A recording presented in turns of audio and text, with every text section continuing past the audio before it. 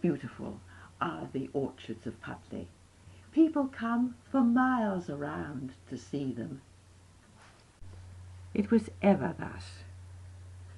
In 1655, the Reverend John Ila could say, "I need hardly tell you how all our villages, and generally all our highways, are in the springtime sweetened and beautified with the bloomed trees, which continue their changeable varieties of ornament till, in the end of autumn, they fill our garners with pleasant fruits, and our cellars with rich and winy liquors."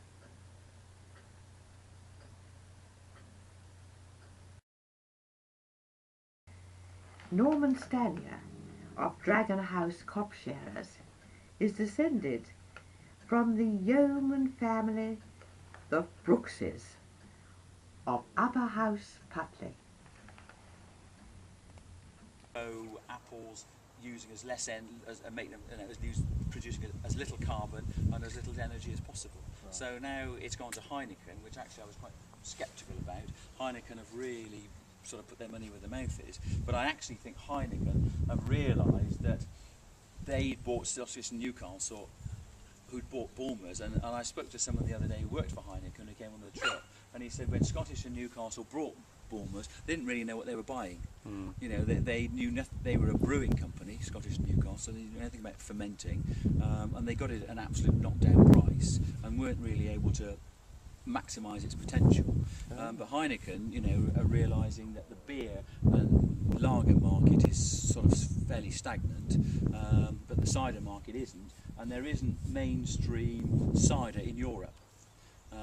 Doesn't exist. You know, if you go to, well, people don't drink Strongbow and don't do these drinks in Europe, and they're convinced that that's where their growth lies. And obviously, it takes less energy to grow apples than it does to grow barley and malt it, and to brew you've got to heat up vast quantities of water. So cider as a long alcoholic drink takes less energy to produce, and it's a lot more sustainable than high-tech brewing. So Heineken have, you know, thought, oh yeah, and they've actually realised it, and they're investing in it, and you know, which is good news for Herefordshire orchards, really. And the cider market is actually growing. Yes, now, it is. Isn't it? Yes, Quite it is. significantly. It's growing so, at the bulk end with, but it's also its major growth is in craft ciders, really. And these were originally sold to Ribena, which is a big company. And then they decided that they would actually produce it direct, and it tastes delicious. Much better than anything you can have in blackcurrant cordial, because guess what? It's comprised of black currants. But yeah, even had Oz Clarke come and film it here the other day. Oh, nice. Come see the pixie berries. Oh, really? And this is Simon. This is Simon. However, many beautiful houses can tell the stories dating back to the 17th century. One cider house is still extant, with its mill awaiting the next crop of fruit. It's more common for the mill to be part of the garden decorations, as here in the garden of the Grange, a fine country squire's house of Queen Anne replacing the older 16th century.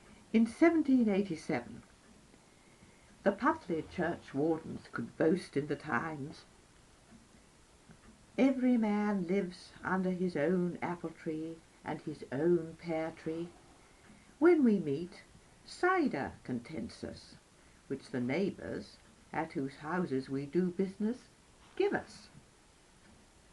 We are happy to say, no public house in the parish.